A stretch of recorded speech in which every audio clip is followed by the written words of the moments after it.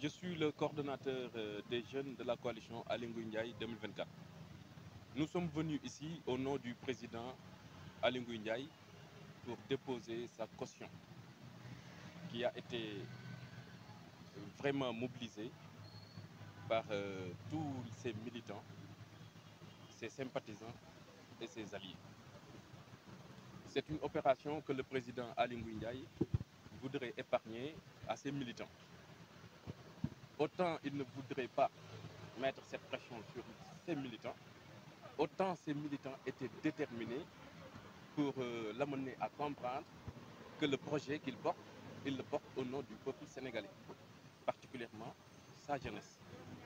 Et c'est pourquoi nous avons trouvé les arguments qu'il faut pour l'amener à approuver la démarche de convaincre tous les militants, tous les alliés et tous les sympathisants de la grande coalition Aly Ngouille Ndiaye à faire de cette caution, qui est un jalon important dans le processus de sa candidature, après le succès éclatant du collecte de parrainage. C'est le lieu pour nous de remercier les Sénégalais d'ici et de la diaspora qui ont, dans leur majorité écrasante, compris que le président Aly Ngouille Ndiaye a un projet qui met à son centre les préoccupations les plus légitimes des couches sociales. C'est un projet de société qui, il faut le reconnaître, a pour objectif de répondre aux aspirations les plus profondes de la population sénégalaise dans sa diversité. Est-ce que revenir un peu sur l'étape des parrainages, parce que on peut le dire, on ne s'est pas trop senti, en tout cas en termes de communication et autres, dans le collecte de parrainage. Où est-ce que vous en êtes au nombre, c'est le travail qui a été fait sur le terrain? Il va sans dire que vous voulez vraiment aborder des questions d'actualité, mais le président Aly Ngouille Ndiaye, un véritable homme d'État, lui, il est habilité à se prononcer sur ces questions-là dans les semaines à venir. Nous nous limitons tout simplement à parler aujourd'hui de la mission qui nous a été assignée, à la tête de laquelle délégation se trouve l'avocat Maître Ka. Donc, attends. En fait, même s'il ne répond pas, c'est une information. À nous de voir comment traiter.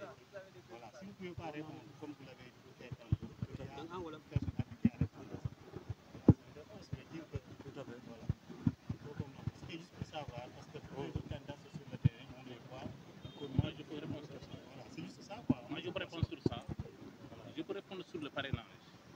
Depuis le... Il faut terminer après. Oui, non, c'est-à-dire qu'aujourd'hui, madame, il faut qu'on s'entende. On a dit que nos responsables des jeunes fait une déclaration sur la caution parce que les jeunes ont pris l'initiative de mobiliser la caution. Et ça a été une réussite totale. À partir de ce moment, on lui a assigné la mission, après le dépôt, de faire une déclaration succincte. Et il va de soi que sur toutes ces questions, le candidat, M. Aly Ngouille Ndiaye, reviendra largement dans le cadre d'interview ou d'émission. En ce moment, vous aurez l'occasion de lui poser toutes les questions. asalaamaaleykum mbokk yi ñu ngi leen di nuyu di leen sant comme ni ngeen ñu gisee tey ñu dajaloo ànd ci kuréel goo xamante ne suñu kilifa ci délégation bi Maître Ka moo ko jiite ñu ñëwoon fii tey ci caisse de dépôt et de consignation pour déposer li nga xamante ni mooy caution wu le président Aly Ngouille Ndiaye.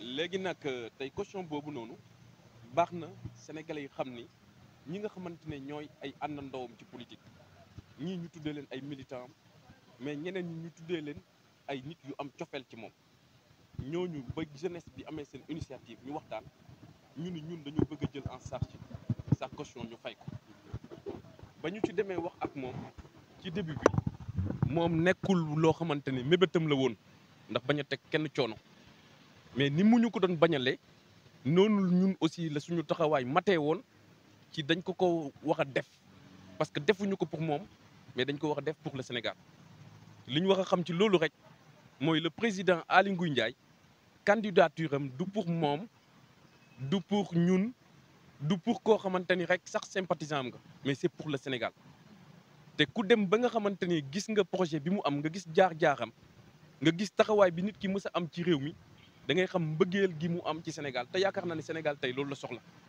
am ku mel noonu teg ko ci bopp réew mi loolu nag waxal ñu ni àlla kuli aal dinañ def suñu kéemtalaay kattan ba dajale loolu ba mu mat dem ñëw tegal ko ci loxo Maître Ka ñu ñëw déposer ko à la caisse de dépôt et de consignation parce que projet bi mu porté dafa nekk projet boo xam ne daf ciy jiital ndaw ñi mais dafa nekk projet boo xamante ne lépp loo xamante ne couche sociale la ak seen i pré jafe-jafe daf ko tenir en compte parce que dafa xam Sénégal xam jafe-jafe yi sénégalais di dund loolu nag bu fekkente ni taxawaay boobu am na ñun ñu gis ko mënuñu lu dul gën a feddali suñu taxawaay ci kanamam comme ni ñu ko defee woon ci parrainage bi ba am ci ndam lu rafet li ñu ci am lu weesu suñu njort donc wax nañu mën a continuer noonu ci processus bi nga xamante ne mooy feddali candidature am ak bëgg réewam mi ba keroog ñuy toll ci élection yi le 24 février di ko teg ci bopp réew. parrainage boobu nga wax ñu gis ne yeneen candidat yi ko ci gis daanaka dañ leen dégg si terrain ci collecte liggéey bi est-ce que sànq yaa ngi koy wax ci tubaab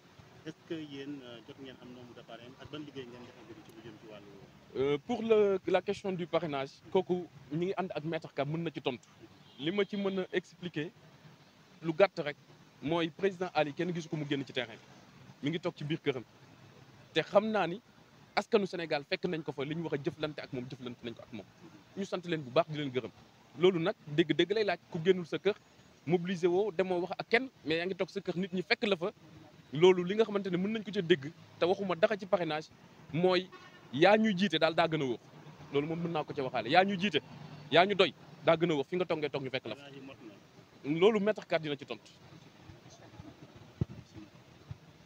Bon, moi je voudrais dire moi je voudrais dire sur le parrainage et comme on le dit ce sont les tonneaux vides qui font du bruit. Depuis le 28 novembre, notre candidat président de la coalition Aly Ngouille 2024 a communiqué là-dessus par un poste officiel en disant que j'adresse mes sincères remerciements aux militants, aux responsables, aux sympathisants, aux délégués régionaux parce que nous avons atteint le nombre requis. Et je pense que c'est ça qui est important.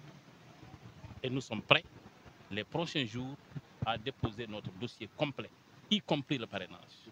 Donc nous avons dépassé cette période.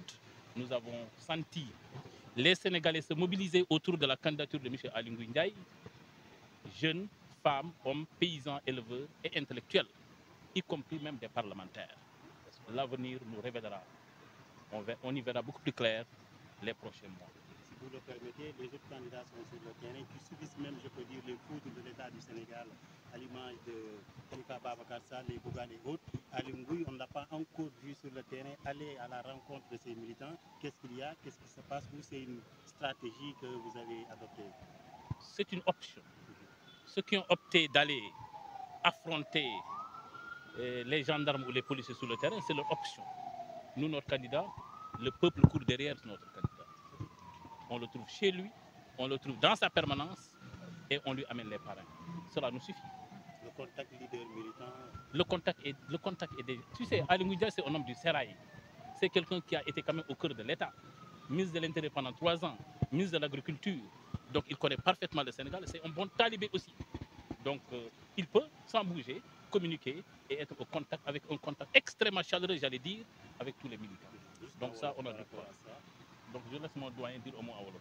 Non, parce que waaw dama bëggoon wax rek ci parrainage bi ñun coowuñ ci dara dañuy wax liggéey Aly Ngouille talibé la il a été ministre am na expérience donc choisirul génn def tour du Sénégal militants yi ñoo koy fekk këram responsable yi fekk ko ay këram sympathisant fekk ko ay këram wala ñu fekk ko ci permanence ñu indil ko ay parrainage yu doy depuis le 28 novembre moom def na ci communiqué nee na ñun li ñu doon laaj motale nañu ñun nag on verse pas dans la démagogie des chiffres 3 millions 4 millions loolu ay barigo yu amul dara ñooy créer bruit mais ki barigo bi am du bëri ay yëngu-yëngu loolu moo tax ñun dépassé nañ parrainage bi fi ñu toll tey déposé nañ suñu caution am nañ suñu dossier complet et que fan yii di néew dinañ déposer suñu dossier au niveau du conseil constitutionnel. ñu gis ne yeneen leaders yi ñu ngi si terrain bi bu nekk ak militants yi gis nañ fi Khalifa Sall ñoom Bougane ñooñu ba ñu leen di baare li wóor ba wóor mooy ñu ngi wàcc terrain bi dem rencontrer seen militants Aliou Ndiaye lan ñoom ñoo tànn wër Sénégal